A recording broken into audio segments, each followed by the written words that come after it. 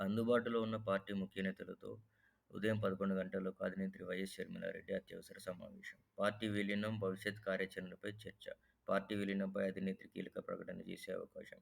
సమావేశం అనంతరం మధ్యాహ్నం 2 గంటలకు కుటుంబ సమేతంగా ఇడుపులపాయకు బయలుదేరనున్న షర్మిలారెడ్డి. కుమారుడు వైఎస్ రాజారెడ్డి వివాహం పత్రికను సాయంత్రం వైఎస్ఆర్ ఘాట్ వద్ద ఉంచి మహానేతలకు నివాళులు అర్పించిన షర్మిలారెడ్డి.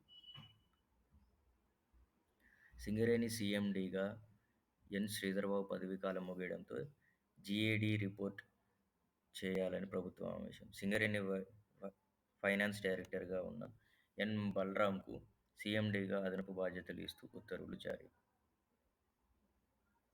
తెలంగాణ గవర్నర్కు అయోధ్య అక్షింతలు అందజేసిన శ్రీరామ జన్మభూమి తీర్థ క్షేత్ర ట్రస్ట్ సభ్యులు. దర్శనానికి తప్పకుండా వస్తానని ఆనందంగా అక్షింతలు స్వీకరించిన గవర్నర్. జై శ్రీరామ్ నినాదాలతో హోరెత్తిన రాజ్భవన్. తెలంగాణ తొలి పౌరురాలు శ్రీమతి తమిళసై సౌందరరాజన్ గారికి అయోధ్య రాములవారి అక్షింతలను శ్రీరామ జన్మభూమి తీర్థక్షేత్ర ట్రస్ట్ సభ్యులు అందజేశారు. జనవరి 1వ తేదీ నుంచి 15వ తారీఖు వరకు నిర్వహించే జన సంపర్క అభియాన్ కార్యక్రమానికి జనవరి 1న సోమవారం రాష్ట్ర గవర్నర్ గారి చేతుల్లో ప్రారంభించారు. అయోధ్యలో భవ్యమైన రామమందిర నిర్మాణంలో వందల ఏళ్ల నాటి హిందువుల కల సాకారమవుతుందని శ్రీరామ జన్మభూమి తీర్థక్షేత్ర ట్రస్ట్ సభ్యులు పేర్కొన్నారు. ఫీనిక్స్కే పిచ్చిలేసేంత మేలు చేసిన బీఆర్ఎస్ సర్కార్. 2022 వరకే 14 ప్రాజెక్ట్స్లో దందాలు చేస్తున్నారు. ఎన్నికలు 3 నెలలు ఉండగానే 3,000 కోట్ల భూమి క్లియర్. గచ్చిబౌలిలో 20 ఎకరాల భూమిని నిషేధ జాబితా నుంచి ఎత్తివేత. ఫీనిక్స్ 2019 నుంచి అడ్డగోలు అప్పగింతలపై వరుస కథనాలు. ప్రభుత్వానికి రావాల్సిన ఆదాయం పార్టీలకు పంచిన ఘనుడు గోపీకృష్ణ.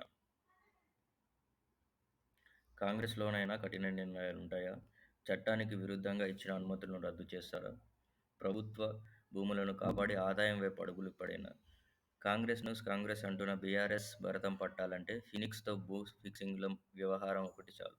ల్యాండ్ అండ్ రికార్డ్.com వద్ద ఆధారాలున్నాయి. చర్యలు ఎప్పుడు తీసుకుంటారో చెప్పండి సార్. లేదంటే బీఆర్ఎస్ ఆరోపణలు కొద్ది రోజుల్లోనే నిజమవుతాయని కావచ్చు. గచ్చిబౌలిలో 20 ఎకరాల వ్యవహారంపై పిన్ టు పిన్ ఎవిడెన్స్. అందుబాటులో ఉన్న పార్టీ ముఖ్య నేతలతో ఉదయం 11 గంటలకు అధినేత్రి వైఎస్ షర్మిలారెడ్డి అత్యవసర సమావేశం. పార్టీ విలీనం, భవిష్యత్ కార్యాచరణపై చర్చ.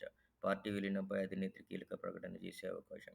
సమావేశం అనంతరం మధ్యాహ్నం 2 గంటలకు కుటుంబ సమేతంగా ఇడుపులపాయకు బయలుదేరనున్న షర్మిలారెడ్డి. కుమారుడు వైఎస్ రాజారెడ్డి వివాహం పత్రికను సాయంత్రం వైఎస్ఆర్ ఘాట్ వద్ద ఉంచి మహానేతలకు నివాళులు అర్పించిన షర్మిలారెడ్డి.